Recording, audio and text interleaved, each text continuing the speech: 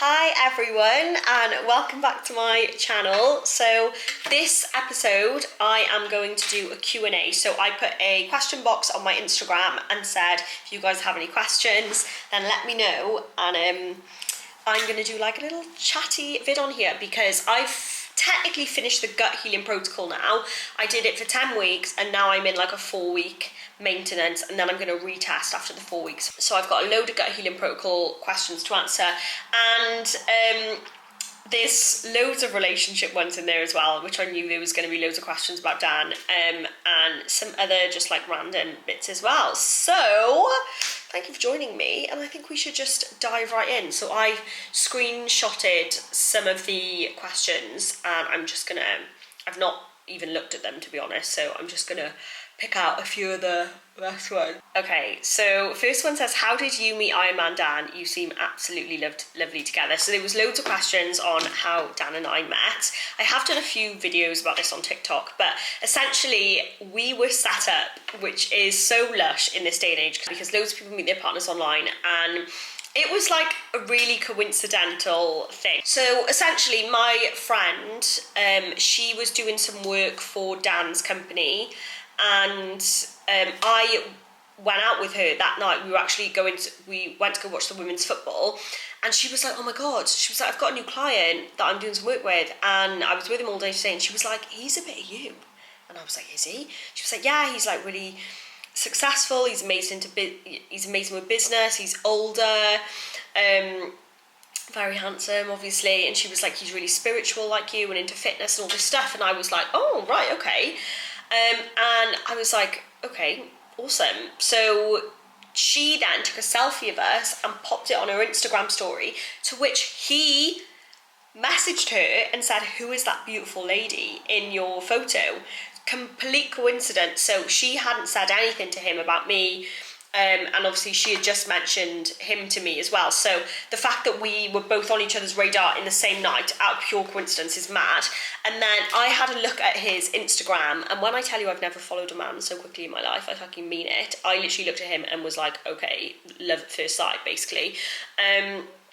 And then we just started messaging from there and said, oh, you know, we've had a mutual friend, she thinks we'd be a good match. And we went on a date 2 days later, and we've been together ever since. So our first date was in Winter Wonderland in Cardiff. We went ice skating, we went on the Ferris wheel like 3 times, and it was like the perfect first date. We didn't kiss on the first date or anything like that. We just really got to know each other, and we just talked loads about like spirituality and our common interest there with fitness and lifestyle and health, and like some of the real core values that we have to our relationship now. So yeah, that was December last year. So we've been together nearly 9 months now, and we're both very happy. So yeah, that is how Dan and I met.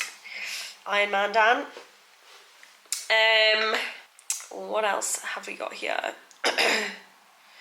Okay, so next question is, someone said, can you send your week eating plan? I want to start a gut cleanse, but it blows my mind. I actually think the best thing that came out of the gut healing protocol for me was learning about food. Before the protocol, I never cooked. I ate what I perceived to be quite healthy. So what I would do is I would use a meal prep service, just local ones in Cardiff. So if you're not from Cardiff, you've probably not heard of them. They would then deliver straight to my door, and I could freeze them, pop them in the fridge, and that's what I would do essentially. I very rarely even did a food shop, not much of a snacker, and then I would just go out maybe 1 or 2 times a week to eat food with my friends, and that's just sort of what I did. Now it's the complete opposite. Dan and I, 80% of the food we eat, we cook fresh from scratch at home, and then we still do enjoy a date night, or you can't control. I do think you've got to be flexible if you want to enjoy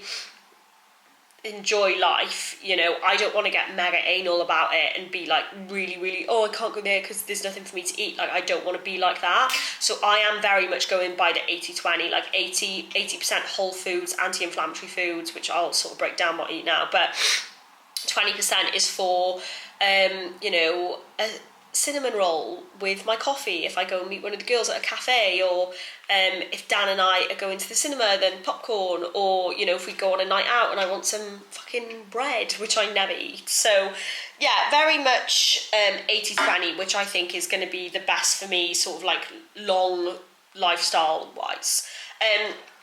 Foods we eat at home, we eat a lot of steak, so we will go to like a farmer's market or a butcher and batch get our meat and then freeze it. So we did that, and we're on like week 3 now, so we actually haven't shopped for meat in like 3 weeks.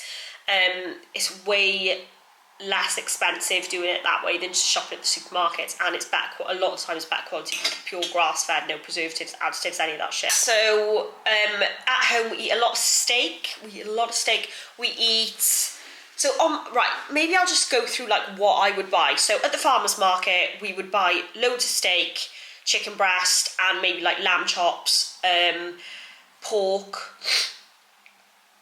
That's probably what we would get. Minced beef as well. So real like poultry and red meat. We love red meat. Veg wise, so I love courgette. So we'll get courgette, lettuce, carrots, asparagus, broccoli, bell peppers, maybe. Just like stuff that you can either have in a salad, or like celery, stuff you can have in a salad or really nice cooked as well. And then carb wise, we always get sweet potatoes, normal potatoes, we love potatoes. We don't really eat many of the carbs. We've got no bread in the house, we never have pasta, and we very, very, very rarely have rice. It's only if Dan's batch cooked a curry and we'll have some rice with it. But obviously I'm gluten-free, so in my opinion, gluten-free bread tastes like shit anyway, so I'd rather just not eat it, to be honest. And then I'm actually going to start getting into doing some like gluten-free whole food baking with like almond flour, coconut flour, and all of that stuff. So I haven't started it yet. Dan said he'd like me to try make him an apple crumble, so I've looked up like whole food gluten-free apple crumble version, which I'm going to try and do this week, or maybe do like a banana bread or something, which I'll obviously film and let you know how that goes. But that's it really. It's really fucking simple. It's like basically if it grows from the ground or off a tree, or if it's, you know, from an animal, I'll eat it. Fruit wise then, love pomegranate seeds, and then we get like blueberries, blackberries, apples, because I love chopped apples with cinnamon. Yeah, and that's it. Like any sauces and stuff we try and make ourselves. So like we had a Sunday roast on Sunday, and I made like the mint sauce and the gravy from scratch. And I love it, which is wild, because I will always say like I fucking hate cooking, or I used to say that all the time, but I think it's because I didn't really find my love for what I was eating. I was just cooking for the sake of it, and especially when you're single as well, you make all this effort, but it's just you eating it. It's not the same. Whereas Dan comes home from work and I've cooked him something, I get so much joy from that because I know he loves it. I'm basically a fucking housewife now, so yeah. So I hope that cleans up a bit about what I'm eating. So I'm anti-inflammatory, whole foods where possible, and gluten-free. Dairy, I don't eat much dairy. I'll only drink Plenish coconut milk. A lot of the Alpro and other brands have got loads of additives and preservatives and stuff, so I won't go near that. I don't like dairy, and I have noticed that's like, I can't remember the last time I drank actual like dairy milk. I just actually think it's gross. I don't like the taste. The only time I'll probably eat cheese is if we're in a restaurant and something comes with cheese. Otherwise, I can leave cheese out as well. And then in terms of like a sweet snack, if I want something sweet, I eat Little Moons. Little Moons are gluten-free, dairy-free, non-GMO, and they're like quite low in sugar. Obviously, it's not like the best thing to eat, but I think it's the best choice. If I'm hormonal or something, you know what it's like when you just crave something, I'll get Little Moons. And then I'll have Hu, H-U chocolate, and I'll probably have like 2 squares of that. It's dark chocolate, I get it from Holland & Barrett. It's amazing. Some like kitchen staples that I'll have. So my breakfast, I pretty much have the same thing for breakfast every morning, and I've done a video of this on my Instagram and TikTok, is I'll have like coconut yogurt, flaxseed, protein powder, chia seeds, MCT oil, Manuka honey, and like frozen fruit, and that is like such a gut-friendly breakfast. It's got your fats, your protein, a bit of carbs from the fruit, and that always fills me up, like, and I just feel amazing after that. So, and then yeah, lunch, I normally have like a smallish lunch, like I'll probably have a salad or yeah, I don't know, something, and then we will have like steak or lamb or chicken or something with veggies for dinner. So yeah, that's what we do there. Next question. I've got a lot of, which I didn't realise I'd get a lot of these questions, but I've got a lot of like business related questions. I feel like we're dotting around loads from like relationship to gut to food to business, but I guess there's loads to talk about. So for those of you that don't know, I own and run a social media agency. So I've worked in social media for like 10 years now, and was it 3 years ago I left full-time employment after a series of unfortunate events that forced me into unemployment. And from there I started off as a freelancer, and then was getting busier, needed an extra pair of hands, then went as a limited company, and now I've got a full team of people, and I run a full-blown social media agency with some insane clients like all around the globe. So I'd love to say we're very successful, and yeah, it's absolutely amazing. I never had any aspirations to be a businesswoman or anything like that. It's just I've fallen into, I found something I loved and made money out of it, which is perfect. And I'm a boss, I manage a team, and I've just been learning things as I go. So I'm definitely not an expert in business or managing people or things like that. I am just trying, learning, and I mean, so far it's been great. Someone said, thinking of taking the leap from my guaranteed job forever to retraining and starting my own business. Any advice for someone thinking this and where to start? So I am always going to be the person to tell you to quit your job.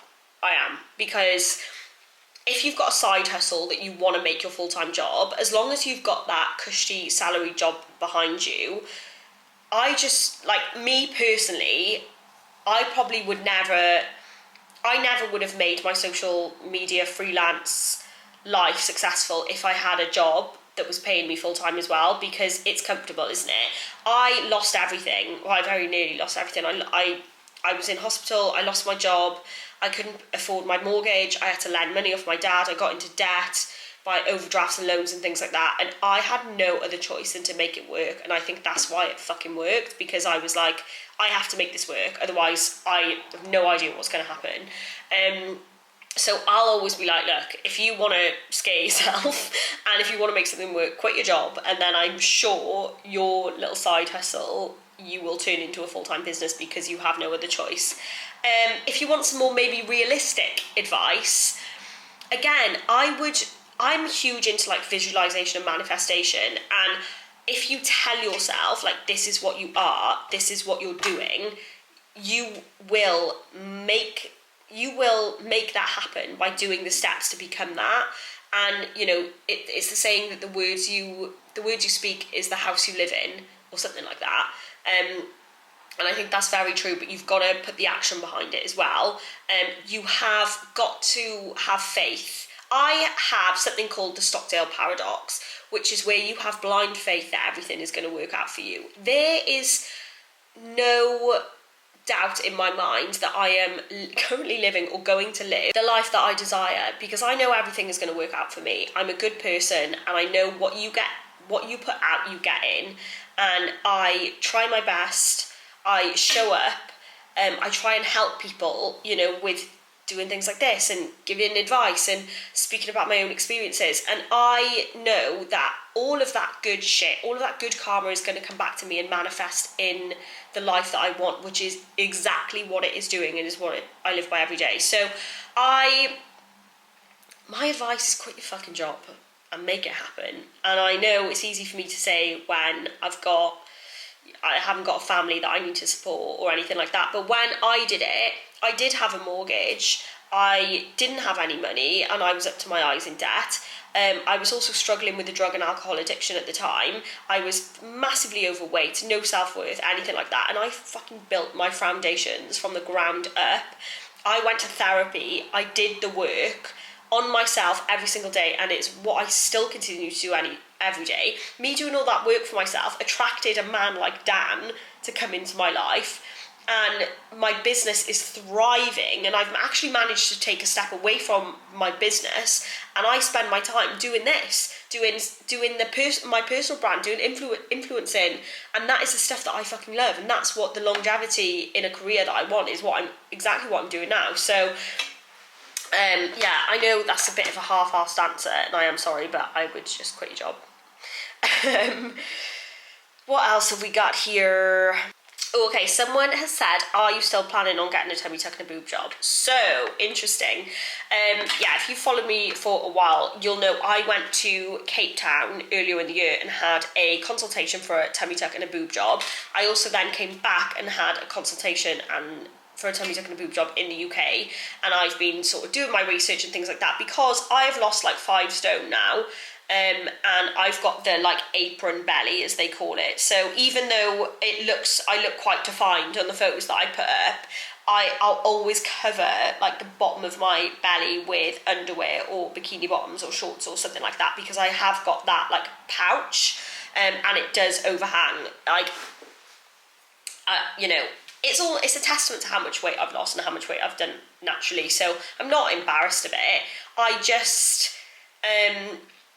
don't want it, because I'm like, I've done all this work to lose all this weight and feel amazing, and I still feel not like my most confident self, because I'm always trying to hide this bit here.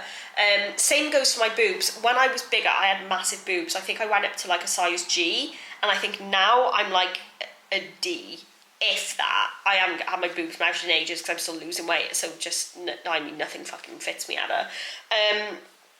And I've got a lot of like, I'm obviously not going to whip them out now, but I've got a lot of like excess skin on my boobs. So I 100% know that I do not want implants. I don't want any sort of foreign objects in my body. Like, that's why I had my coil taken out. I just don't want it.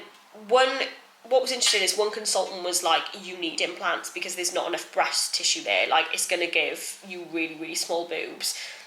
Which made me think, like, oh my god, okay, well maybe I should get implants. But then the other consultant said the exact opposite and said I wouldn't actually be comfortable putting implants in. I think you've got enough breast tissue there for them to look really nice and really natural.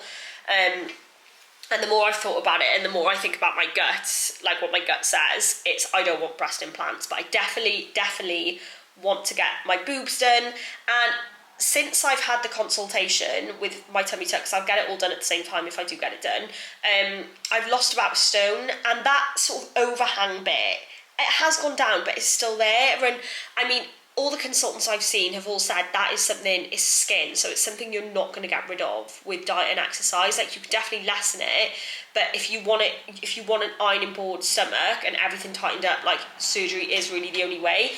So Dan came with me to one of the consultations as well, and because I just wanted him to know what the recovery was like, and things like that, because I think it's really important to bring the person who's going to support you through it and potentially be looking after you. Dan has obviously got no preference as to what I get done. If anything, I think he doesn't want me to get it done. He just thinks I don't need it. Which is obviously really nice, but this is not his body, it's mine. So I'll never get surgery or never not get surgery because it's what my partner does or doesn't want. Like, it's for me.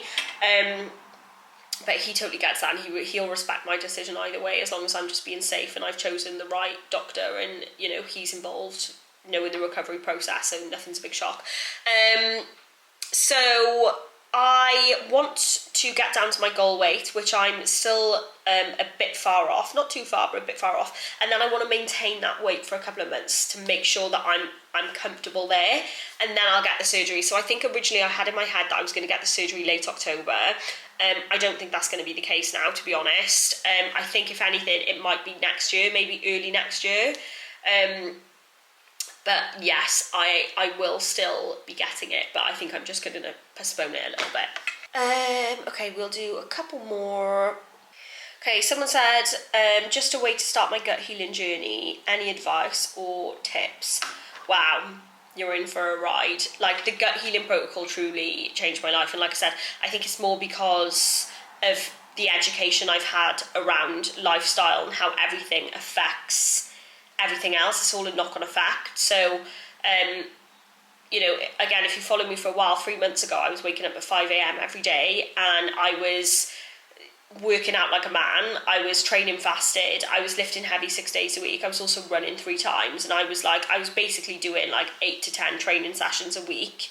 And even though I do think I was eating enough, I wasn't eating the right foods for me.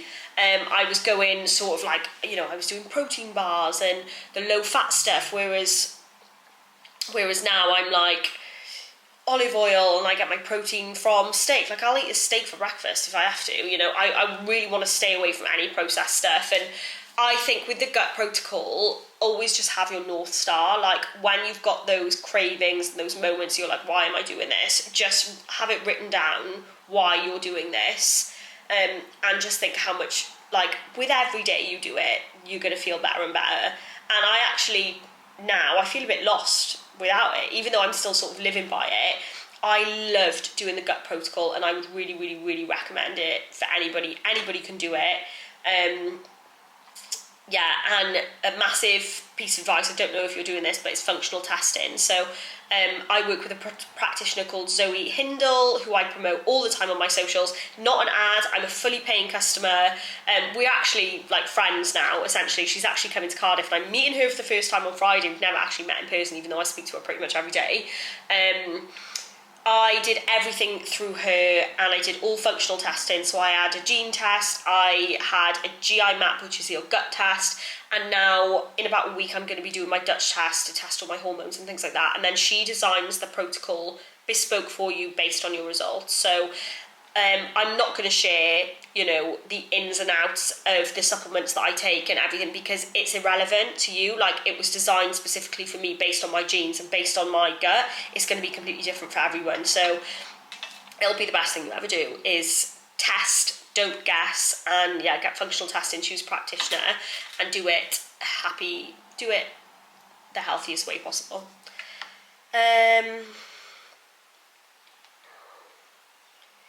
Okay, so last one, someone said, do you and Dan live together, or are you planning on living together?